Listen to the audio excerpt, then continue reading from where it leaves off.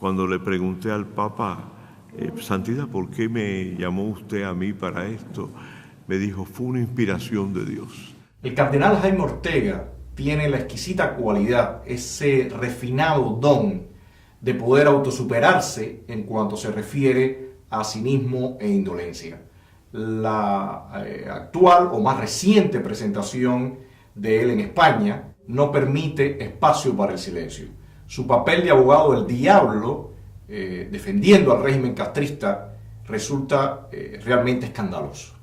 Yo por mi parte tuve una intervención inicial en aquel proceso por medio de una carta al presidente Raúl Castro en la que lamentaba el trato dado a las madres y esposas de los prisioneros que en número de 53 quedaban en la prisión de los 75 que fueron condenados en la primavera del 2001. Conocidas como damas de blanco, estas mujeres acudían a la misa dominical en la iglesia de Santa Rita, en la Quinta Avenida de Miramar, y después hacían una marcha por dichas avenidas pidiendo la excarcelación de sus esposos, hijos o hermanos presos. En varios domingos sucesivos se había producido a la salida de la misa un hostigamiento de esas mujeres por grupos que las acosaban durante largo rato.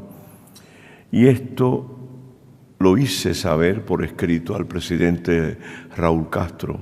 El cardenal omite, aunque conoce muy bien, que esos grupos que hostigaron a las damas de blanco eran la Brigada de Respuesta Rápida o los grupos parapoliciales organizados por el régimen de Raúl Castro para reprimir y violentar a todo aquel que piense y se manifieste distinto al régimen.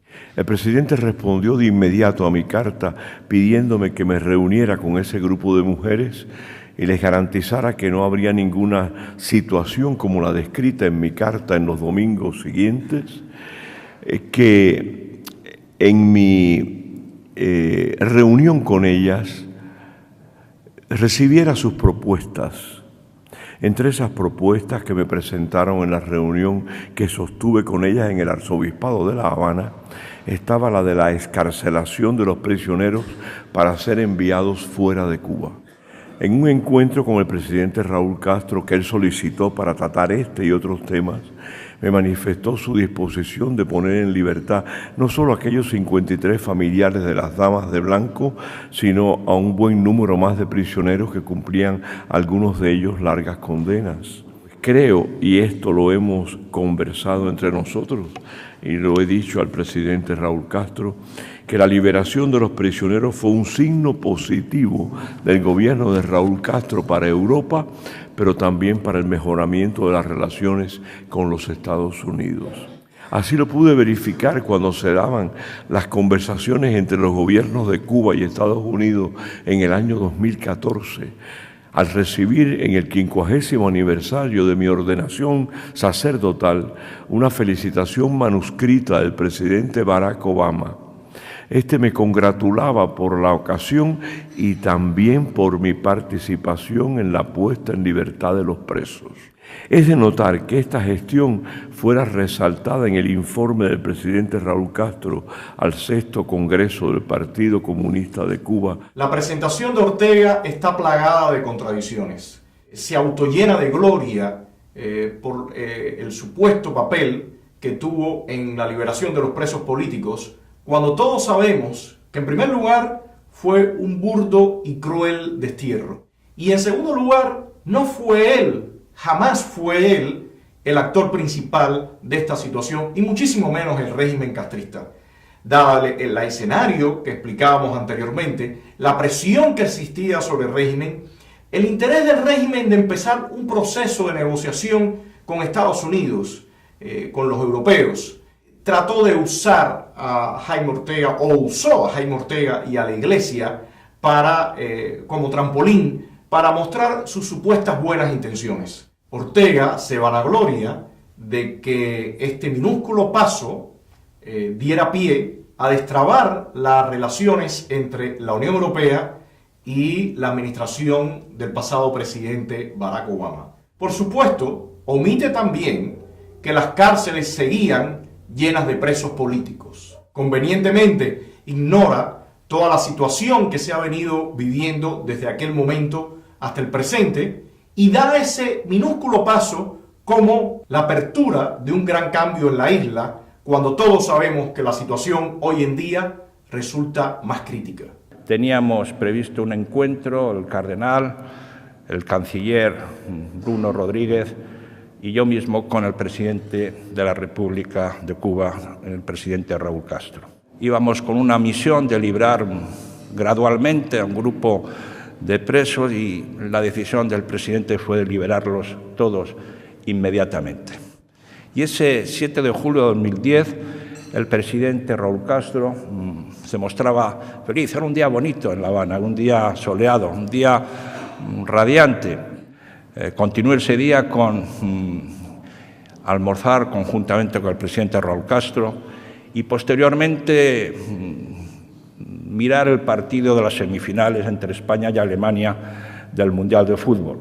Y cuando Pujol marcó el gol, el presidente Castro chocó las 5 conmigo, saltó del diván y fue un día inolvidable para mí y yo creo para las relaciones entre España y Cuba. Y todo ello fue gracias al esfuerzo, al empeño y a la contribución del cardenal Ortega.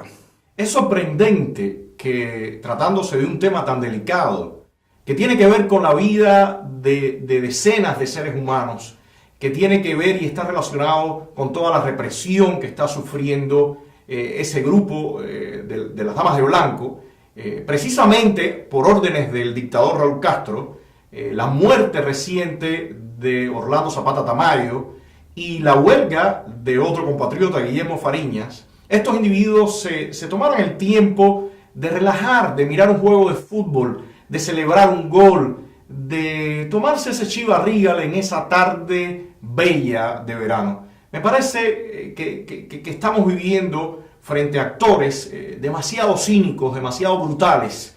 El progresivo surgimiento de la iniciativa privada y el crecimiento del número de empleos en esa esfera en el ámbito laboral van dando una fisonomía nueva a la vida nacional. Ortega se empeña en vender una realidad que todos sabemos que es falsa. Los últimos años se han caracterizado por el acoso, el hostigamiento del régimen, no solo contra los opositores, no solo contra quienes demandamos en forma abierta y directa nuestros derechos y libertades, sino contra esos cuentapropistas sobre cualquier cubano que intente progresar, que intente echar adelante. Ortega está vendiendo como novedoso, como un gran paso, el llamado cuentapropismo.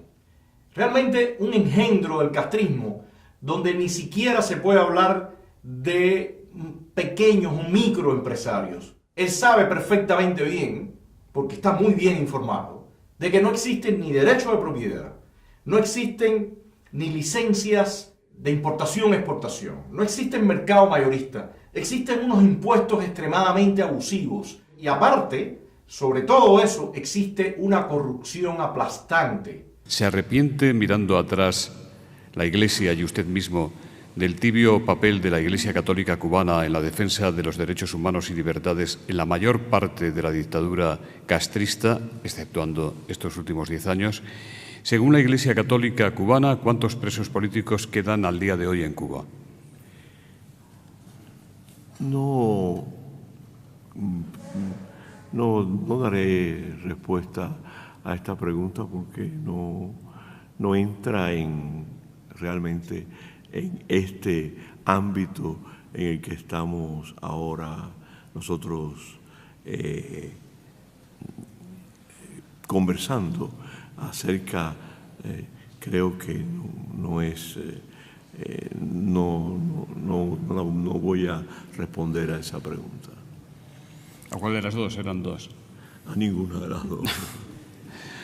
Ortega, con ese tono celestial, con ese tono angelical, evade contestar una pregunta clave, contradictoriamente con todas las loas, con toda la autogloria que se había tirado encima, hablando de que él había sido el sujeto de aquella negociación donde liberaron, según él, a presos políticos. En este caso, no desea hablar de los presos políticos. En un reciente encuentro con el Papa Francisco I, en el que participaron usted y otros obispos cubanos en Roma, se puso de manifiesto que el pueblo cubano espera cambios en la isla. ¿Qué cambios considera usted más urgentes?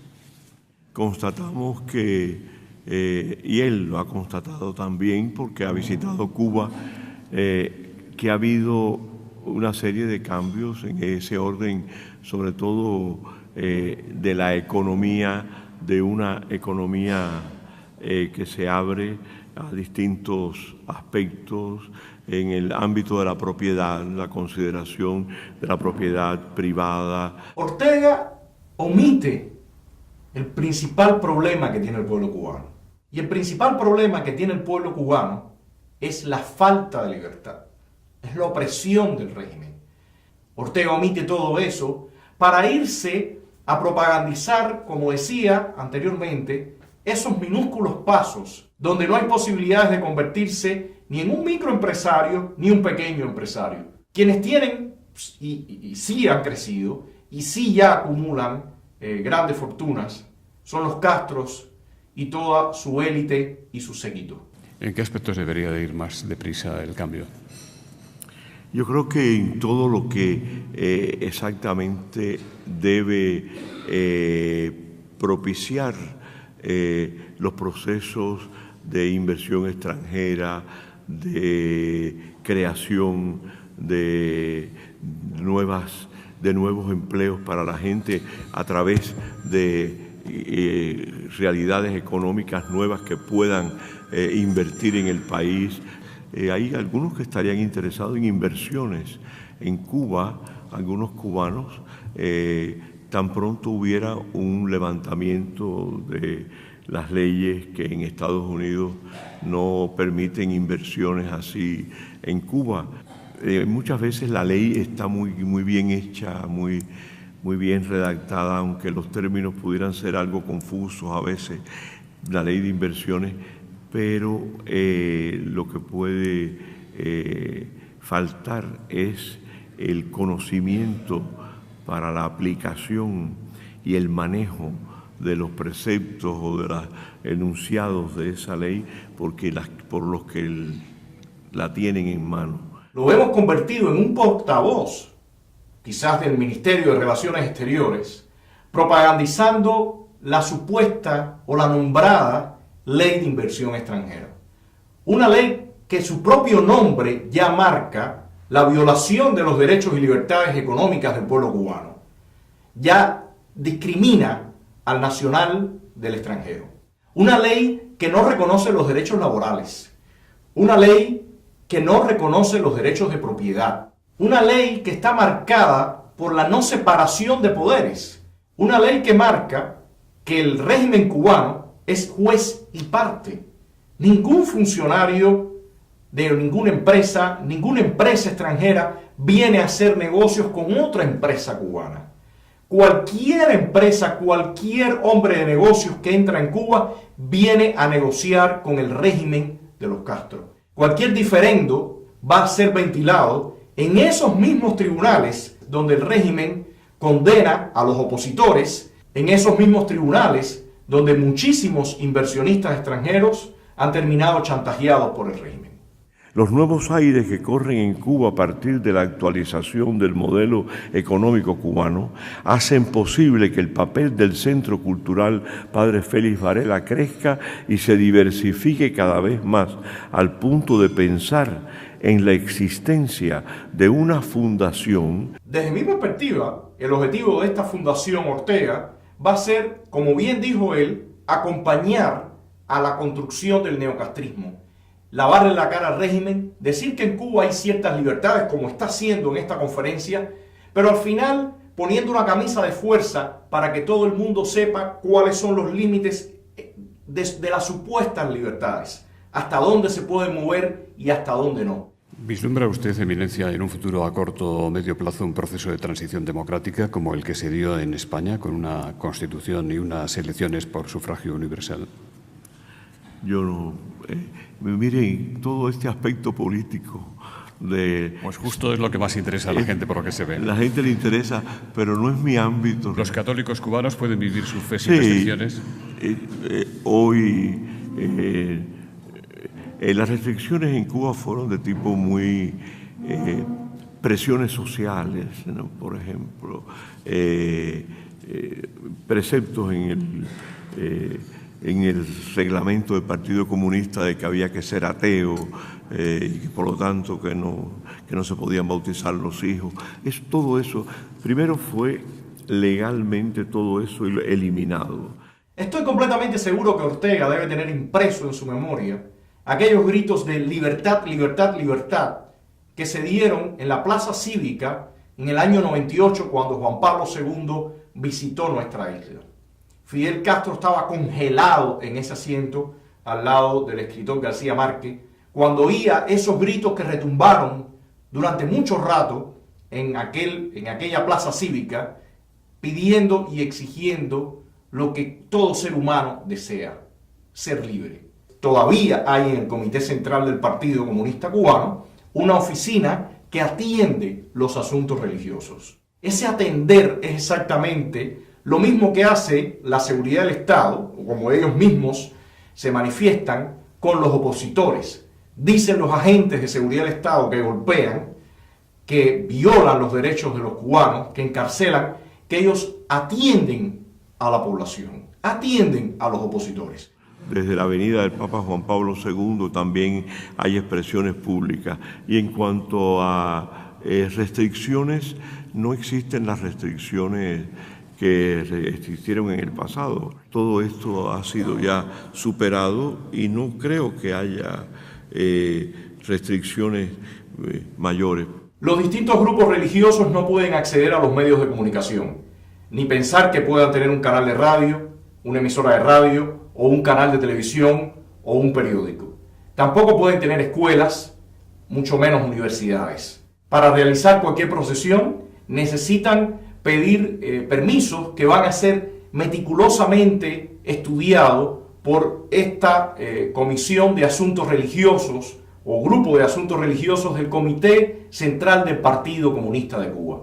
¿De qué libertad religiosa está hablando entonces Jaime Ortega? ¿Qué valoración hace su eminencia de que haya empezado a filtrarse que el coronel Alejandro Castro sucederá a su padre Raúl cuando éste deje la presidencia de Cuba el año que viene, según han anunciado? Voy a responder con la declaración de la hermana de Alejandro Castro que dijo: ningún Castro va a ir a suceder al poder. No, incluso no hay ninguno de los Castros, ni hijos de Raúl, ni hijos de Fidel, que esté en el Comité Central del Partido Comunista. No han accedido. No hay, creo yo, una tendencia a la dinastía. No creo, me parece que no.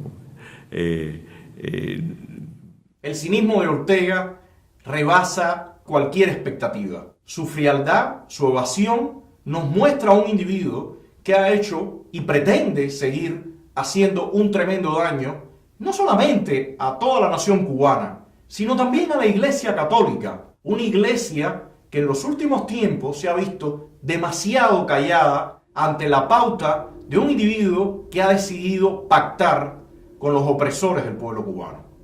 Él no se ha pronunciado, el presidente Trump no se ha pronunciado.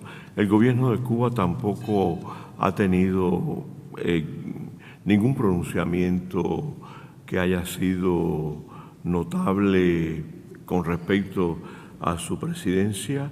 Hasta ahora, por lo que se está viendo, todo lo que se pudo acordar e implementar en el momento posterior a esos acuerdos sigue funcionando igual y no creo que haya me parece que hay pasos que se han dado que hacen muy difícil, no lo sabemos, un frenazo, pero no se avisora algo así. Sí se desea que continúe este diálogo para que sigan mejorando las posibilidades de relación con los Estados Unidos. Ortega trata de autoconsolarse y consolar también a todos aquellos que creían que esa agenda era la agenda del futuro que iba a continuar. Hillary Clinton perdió. y perdió esa agenda hacia Cuba también. El nuevo presidente, Donald Trump, en voz de su secretario de Estado para Asuntos del Hemisferio en funciones, dijo hace algunos días que la nueva política va a tener sustanciales diferencias con respecto a su predecesor y que iba a estar muy enfocada en el tema de derechos humanos. Algo que creo que debería alegrar a todos. No es un secreto que durante la administración Obama la represión y las violaciones se dispararon y es necesario que se presione tanto del exterior como nosotros desde el interior al régimen para que en Cuba se respeten esos derechos y esas libertades fundamentales.